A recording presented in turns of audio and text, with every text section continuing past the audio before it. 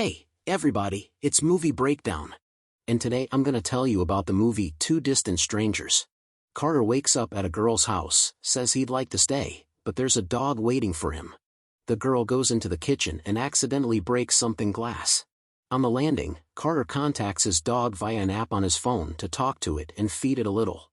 As soon as Carter leaves the house, he decides to get his cigarette case out of his bag, but doesn't notice that a large wad of money has fallen out.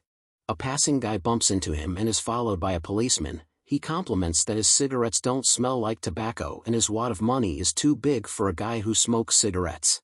Carter replies that he's just an artist. From this answer the cop decides to handcuff him, but nothing comes out. Carter tries to say that he can't breathe, but they don't listen to him, so he goes to the other side of the world, but immediately wakes up in the same bed. Carter assumes he's having déjà vu, but when his friend drops the same things, it seems incredibly strange. On the way out, the same people, but this time, just in case, Carter tucks the money in his pocket so he can smoke in peace, but a policeman still approaches him with the same question. Everything starts repeating, and Carter is eliminated, only to wake up in his girlfriend's apartment. This time he decides to stay at her house, but even so, a SWAT team starts knocking on their apartment to eliminate Carter. All because they got the wrong apartment. Carter, as always, wakes up, instantly hides all his stuff and runs out of the apartment. True, a chase begins, and he is carried back after a huge number of attempts. Carter no longer hopes to escape, then he asks one question: what would she do in such a situation? She replies that she would try to eliminate them and offers a gun, or she could just talk.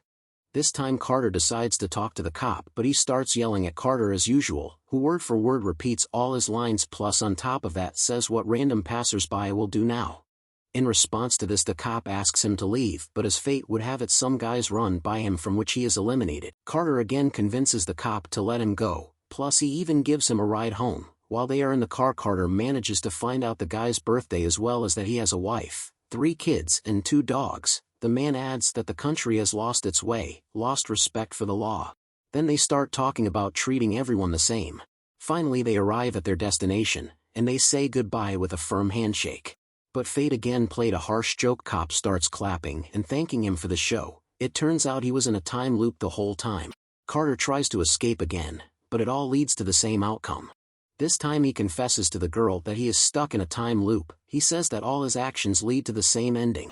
The man just wants to eliminate him, but Carter will figure something out. One way or another, he'll go back to his dog. That's where the movie ends, you could say based on true events. Well, the Movie Breakdown channel has been with you. We hope you enjoyed this episode.